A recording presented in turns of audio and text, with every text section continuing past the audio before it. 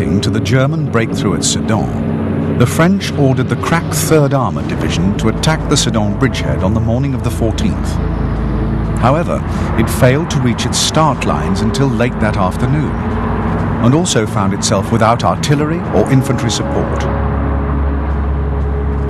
The local commander, 2nd Army's General Hunziker, called off the attack and ordered the division's tanks to be dispersed amongst his infantry units, thus dismantling the one Allied force which stood a chance of repelling the panzers.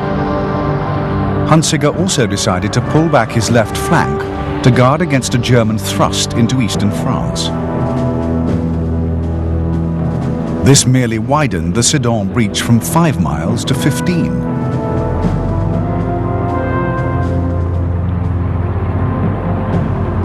Further up the River Meuse, German panzers had also crossed at Monthermé and Dinant and severely battered the units of General Korap's 9th Army.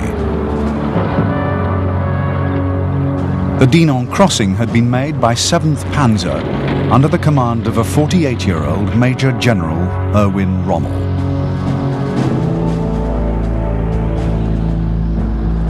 By the evening of the 15th, Guderian's panzers had broken through the defences on the Ardennes Canal, and the roads to the west lay open. Yet that very evening, Kleist, worried that Guderian's forces were overextended, ordered him to halt and confine his troops to the bridgehead already gained. Guderian argued forcefully against the order and received permission to continue the advance for another 24 hours in order to widen the bridgehead.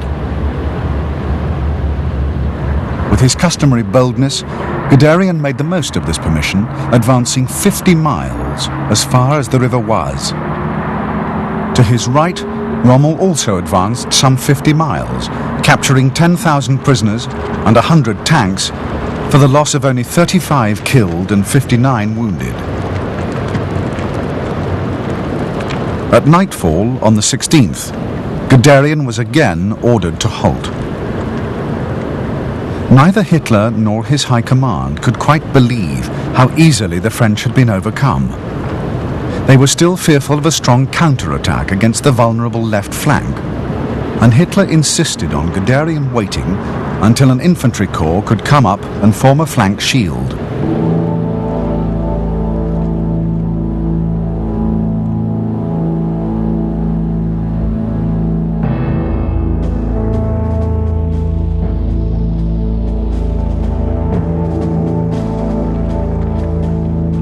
As Guderian's panzers were slicing through French defences to the south, in the north, the Germans were also gaining the upper hand.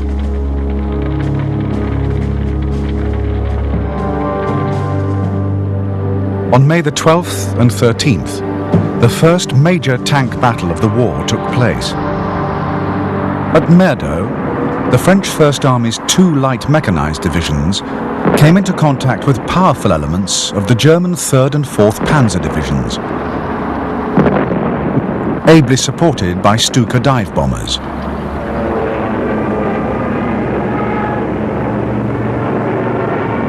On the first day, the French tanks did well, proving that on a 1-to-1 basis they could match the much vaunted panzers.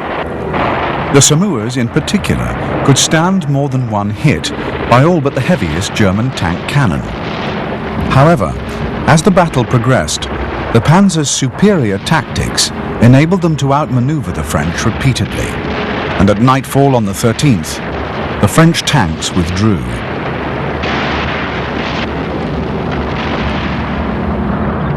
That same evening, the tanks of the 9th Panzer Division reached the outskirts of Rotterdam, and the Dutch position, despite heroic resistance, became hopeless.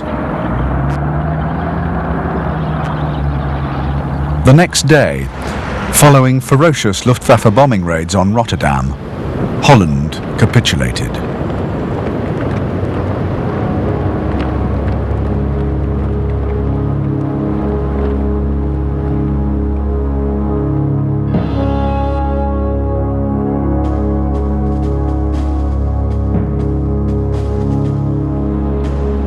The German breakthrough on the Meuse reduced Gamelin's entire strategy to tatters, realizing the extent of the catastrophe, French Premier Paul Reynaud phoned Winston Churchill early on the 15th to say, "We have lost the battle." Churchill insisted that the advancing panzers would have to stop soon to resupply, at which stage they could be attacked and cut off.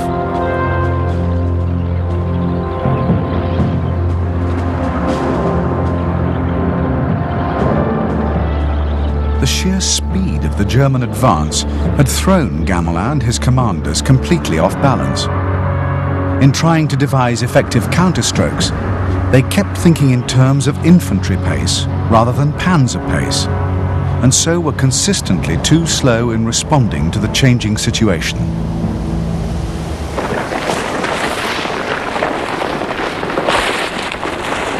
Time and again, they would designate a halt line where the German advance could be stemmed, only to find that the panzers had already passed that line.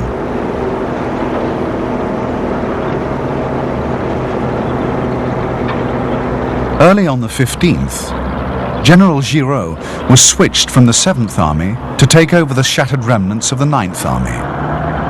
Late that night, Gamelin, realizing the breach at Sedan was irreparable, ordered the whole Allied front in Belgium to be withdrawn to the line of the River Scheldt. Poor liaison meant that the BEF and the Belgians did not receive the order until the following day.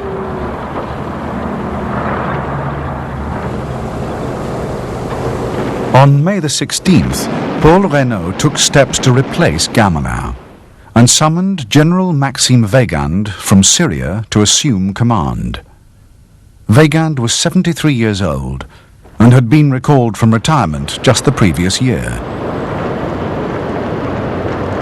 He didn't reach France until May the 19th, causing a further delay in Allied attempts to devise effective countermeasures. In any case, Weygand's ideas were just as outdated as Gamelin's, and so his accession to the command saw no significant change in Allied tactics. Following the French collapse at Sedan, the British War Cabinet decided that they would send no more RAF fighters across the Channel. On May the 17th, the Royal Navy were informally asked to draw up plans for the possible evacuation of the British Expeditionary Force from France.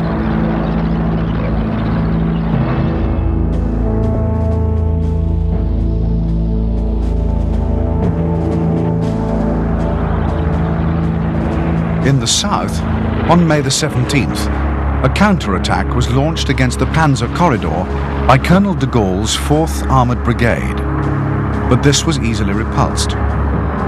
On May the 18th, Guderian reached Peronne, while to the north, Rommel occupied Cambrai. That same night, General Giraud arrived at his new headquarters to find that the 41st Panzer Corps had got there before him.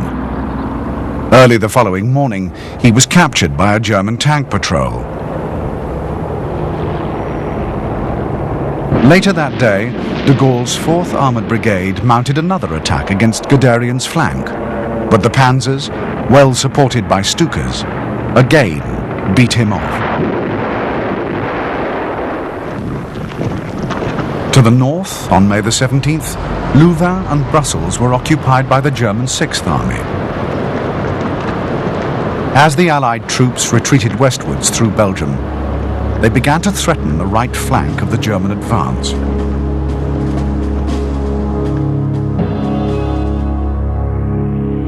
In the early hours of May the 20th, Rommel occupied the strategic heights near Arras. He was about to be attacked by the British Expeditionary Force. The offensive, launched on May the 21st, was supposed to be made by 2 British and 8 French divisions. However, the French were still not ready at the allotted time, and so the British had to attack on their own. With only 3 infantry battalions and 74 tanks. Nevertheless, they took Rommel's forward units completely by surprise and succeeded in driving them back 10